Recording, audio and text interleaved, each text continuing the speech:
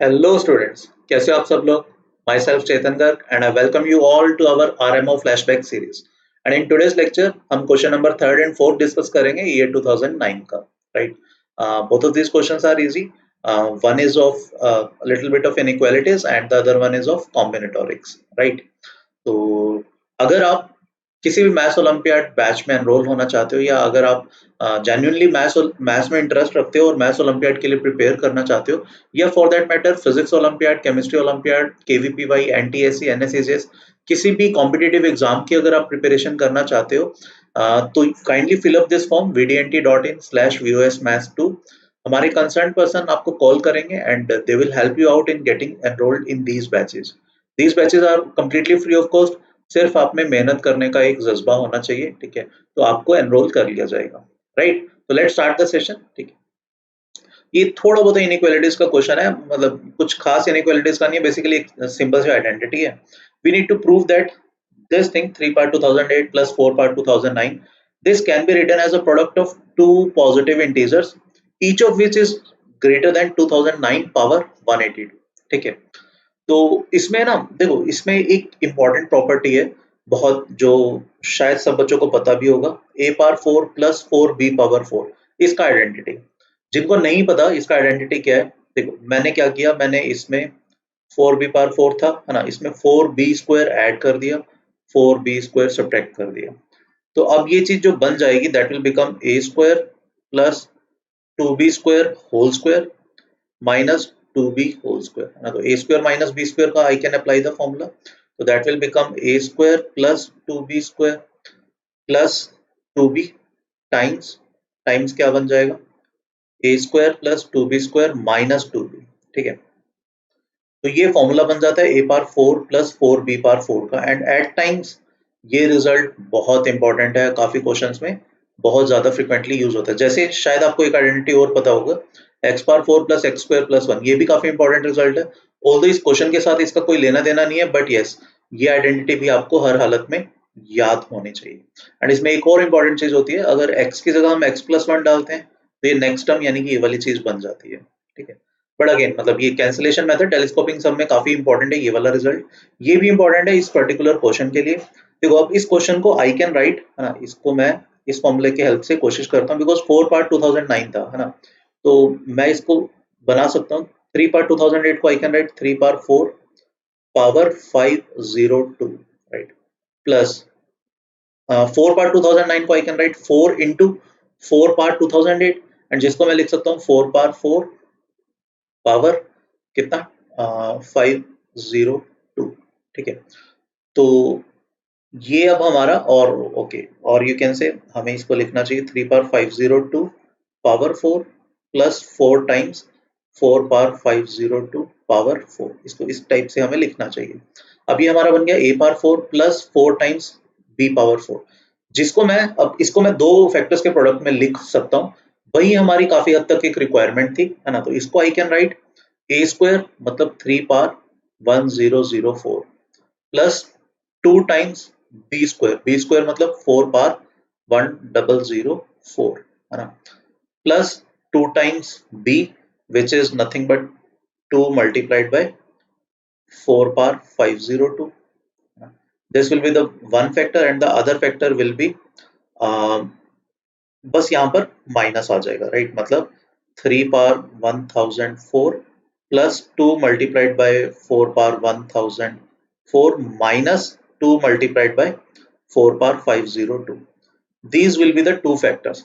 But हमें अब यहाँ पर है ना एक चीज और प्रूव करनी है कि ये वाले जो हर फैक्टर है, each factor that will be greater than 2009 power 182. ठीक है? ऑब्वियसली अगर मैं इन दोनों फैक्टर्स की बात करूं तो नीचे वाला फैक्टर छोटा है, ये वाली चीज बड़ी है. अगर मैं इतना सा प्रूव कर दूं कि जो नीचे वाला फैक्टर है अकेला ये भी 2009 पावर 182 से बड़ा है, तो ऑब्वियसली फिर फर्स्ट वाला फैक्टर तो ऑटोमेटिकली बड़ा हो जाएगा, है ना. तो all we need to prove कि सेकंड फैक्टर जो है वो 2009 पावर 182 से बड़ा है. मैं सेकंड फैक्टर दोबारा लिख देता हूँ. ये है हमारा 3 power 1004 plus 2 times 4 power 1004 minus 2 into 4 power 502. ठीक है। अब इसको थोड़ा सा सिंप्लीफाई करता हूँ मैं, 3 पावर 1004 एज इट इज लिखता हूँ। ये बन जाता है 2 पावर, नेट 2 की पावर बन जाएगा 2009, है ना। एंड ये बन जाएगा नेट 2 पावर 1005 बन जाएगा, यस। ठीक है। अब क्लियरली सोच के देखो, 3 पावर 1004 इससे तो काफी बड़ा बन जाएगा। ठीक है। तो मैं सिर्फ इतने से टर्म को उठाता हूँ, 2 पावर 2009 को, 2 पावर 2009। ठीक है। अब यहाँ पर 2009 चाहिए और मुझे पता है 2 पावर 10 होता है 1024, है ना। और 2 पावर जो 11 है वो हो जाएगा आपका 2048, जो कि क्लियरली किससे बड़ा है, 2009 से बड़ा है। तो मैं इसको क्या करता हूँ, 2009 को जब मैं 11 से डिवाइड करता हूँ तो क्या बनता है, देखते हैं, लेट्स सी। तो इसको आई कैन राइट, टू 2009 को 11 से डिवाइड करते हैं तो कितना बनता है, 2009 इज 11 टाइम्स, कितना बनता है देखना, 11 times 1, then 98, 89, okay, 182 point something, right? In fact, 11 into 182 plus 7 I can say, यही बनेगा, yes. तो I can say that this is nothing but 2 power 11 multiplied by 182. In fact, 11 into 182 is nothing but 2002, है ना, multiplied by 2 power 7, right? Because powers add हो जाएंगे. Or I can say that 2 power 2009 that is greater than 2 power 11 power 182. And what is 2 power 11? It is 2048, है ना, power 182 से बड़ा है ये, अकेला 2 पावर 2009। और in fact this is in fact greater than हमें जो चाहिए था 2009 पावर 182। तो आई कैन से ये अकेली जो ये वाली टर्म है, ये अकेली टर्म 2009 पावर 182 से बड़ी है, और साथ में हम कुछ ऐड कर रहे हैं। तो I can definitely say that ये वाला जो मेरा फैक्टर है, this is greater than 2009 power 182, ये इससे बड़ा है। ठीक है। और जो पहले वाला फैक्टर था उसमें तो ये ऐड हो रहा था, तो वो तो इससे भी बड़ा है ना। तो आई कैन नाउ कंफर्टेबली से कि भैया इस चीज को मैं दो फैक्टर्स के प्रोडक्ट में लिख पाऊंगा, दो पॉजिटिव इंटीजर्स के प्रोडक्ट में लिख पाऊंगा, और हर इंटीजर 2009 पावर 182 से बड़ा होगा। ठीक है। तो this is what we need to prove, जो कि हो गया। तो अब एज यू कैन सी भाई, इस क्वेश्चन में सिर्फ और सिर्फ एक ही इंपॉर्टेंट रिजल्ट था, ये वाला। ये आपको हर हालत में ध्यान होना चाहिए अगर आप प्री आरएमओ, आरएमओ या इनमो की ढंग से प्रिपरेशन कर रहे हो। ठीक है। चलो फिर नेक्स्ट क्वेश्चन पे चलते हैं। ये कॉम्बिनेटोरिक्स का क्वेश्चन है।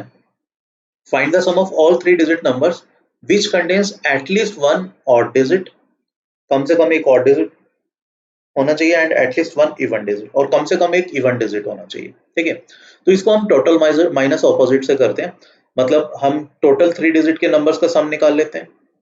Total 3 digit number, sum of total 3 digit numbers minus sum of numbers with even digits only, with odd digits only, जिसमें सिर्फ odd digits हैं, और एक चीज और सब्ट्रैक्ट कर देंगे, sum with even digits only। ठीक है।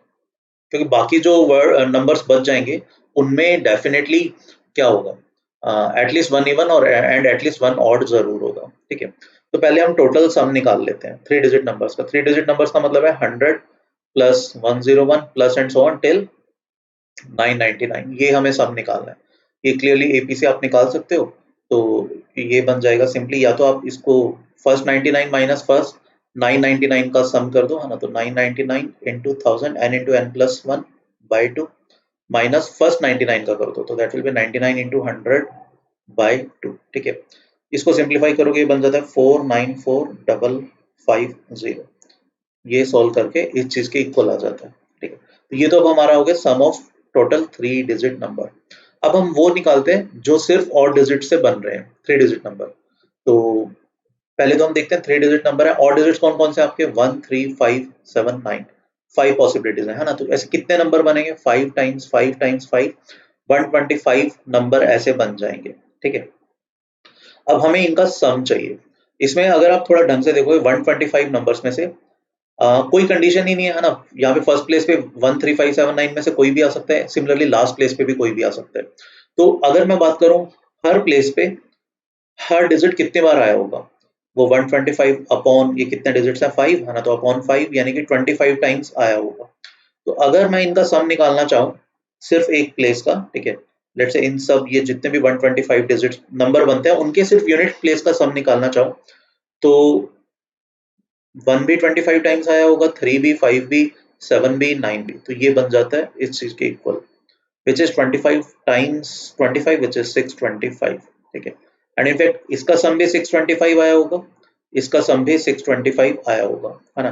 तो I can say sum of numbers with odd digits only, जिसमें सिर्फ और सिर्फ ऑड डिजिट्स हैं, ठीक है, वो कितना बन जाएगा, that will be simply 625 times 10 square plus 10 plus 1, और यू कैन से 620 टाइम्स 111, है ना, that will be equal to 69375। इसको कैलकुलेट करोगे अगर आप तो ये बन जाता है 69375, ठीक है, जो हमारे काम का एक नंबर है। अब हमें क्या सब्ट्रैक्ट करना है, sum with even digits only, sum of numbers formed by only even digits, ठीक है, सिर्फ इवन डिजिट से जो नंबर बन रहे हैं उनका सम निकालना है ना, वो फॉर्म करना है। पहले तो अपन देखते हैं ऐसे कितने नंबर्स बनेंगे। फर्स्ट प्लेस पे नाउ वी हैव ओनली, देखो इवन डिजिट्स जो है वो 0 2 4 6 8, these are the 5 even digits. अब फर्स्ट प्लेस पे रखने के लिए we have only 4 option because we can not place 0 at the 100th प्लेस और फर्स्ट प्लेस, है ना। यहाँ पर अपने पास 5 ऑप्शन है, यहाँ पर भी अपने पास 5 ऑप्शन है, तो टोटल वी हैव 100 नंबर्स जो कहाँ पर होंगे, जो आपके 3 डिजिट नंबर है containing only the even digits, ठीक है। अब इन 100 नंबर्स को जब हम ऐड करेंगे, ठीक है, इन 100 नंबर्स को जब हम ऐड करना चाहेंगे तो यहाँ पर हर डिजिट कितने बार आएगा, 100/5 दैट इज 20 टाइम्स, तो इसका इस ब्लॉक का सम कितना बनेगा, 20 मल्टीप्लाइड बाय इनका सम 0 2 4 6 8 विच इज क्लियरली 20, ठीक है, तो ये कितना बन जाता है, दिस इज 400। सिमिलरली इस ब्लॉक का सम भी कितना आएगा, that will be again 400 because यहाँ पर सारे के सारे digits equal number of times आएंगे, बट इस ब्लॉक का सम थोड़ा अलग बनेगा बिकॉज यहाँ पर जीरो नहीं आ सकता, तो जो बाकी 100 नंबर्स हैं, ठीक है, उनमें ये 2 4 6 8 होंगे और वो इक्वल नंबर ऑफ टाइम्स होंगे, तो वो 25 टाइम्स बनते हैं, ठीक है। तो इस ब्लॉक का इस पर्टिकुलर, देखो इस ब्लॉक का सम आया था 400, इस ब्लॉक का सम भी आया था 400, इस ब्लॉक का सम आएगा कितना, 25 टाइम्स हर डिजिट यूज हो रहा है, that will B 2 + 4 + 6 + 8 which is actually 500, ठीक है। तो sum of numbers formed by even digits, इसको हम क्या लिख सकते हैं, 500 times 10 squared plus 400 times 10 plus unit digit वालों का सम कितना है 400, और ये सॉल्व करते हैं तो this comes out to be 54400, ठीक है। अब अपना फाइनल आंसर क्या होना चाहिए, final answer will be this thing without any condition जो था 494550 माइनस सिर्फ ऑड नंबर से जो बना है विच इज 69375 माइनस जो सिर्फ इवन डिजिट से बना था विच इज 54400, और इसको अगर आप सॉल्व करते हो तो ये सॉल्व करके बनता है 37075, ठीक है। तो ये सम ऑफ ऑल 3 डिजिट नंबर्स बन जाएगा जिसमें एटलीस्ट एक ऑड डिजिट आ रहा होगा और एटलीस्ट एक इवन आ रहा होगा, क्योंकि हमने देखो ना वो टोटल वेज में से वो सारे वेज माइनस करते हैं जिसमें या तो सिर्फ ऑड डिजिट्स आ रहे हैं या फिर सिर्फ इवन डिजिट्स आ रहे हैं, तो जो बचेंगे नंबर्स वो वही वाले नंबर्स बचेंगे जिनमें एटलीस्ट एक इवन एंड एटलीस्ट एक ऑड डिजिट आ रहा होगा, ठीक है। तो एज यू कैन सी ये एक डिसेंट सा हल्का फुल्का कैलकुलेटिव था और कुछ खास इस क्वेश्चन में था नहीं, ठीक है। तो दैट्स इट गाइस, आज हमने question 3rd and 4th discuss किया 2009 का। नेक्स्ट सेशन में हम लास्ट के 2 क्वेश्चन डिस्कस करेंगे 2009 के, एंड अगेन वंस अगेन अगर आप ट्रू मैथ्स में इंटरेस्ट रखते हो, ठीक है, अगर आप आरएमओ, इनमो, प्री आरएमओ, आईओक्यूएम कुछ भी मैथ्स ओलंपियाड का एग्जाम क्लियर करना चाहते हो या फॉर दैट मैटर उसके लिए जेन्युइन सी प्रिपरेशन करना चाहते हो, तो kindly fill up this Google form vdnt.in/vosmaths2, ठीक है। हमारा कंसर्न पर्सन आपको कॉल करेंगे एंड ही और she will help you out in getting enrolled in these batches. सारे batches completely free of cost हैं, बस आप में पढ़ने का इंटरेस्ट होना चाहिए, ठीक है। तो we will meet you in the next session, till then please take a very good care of yourself, thank you, bye bye.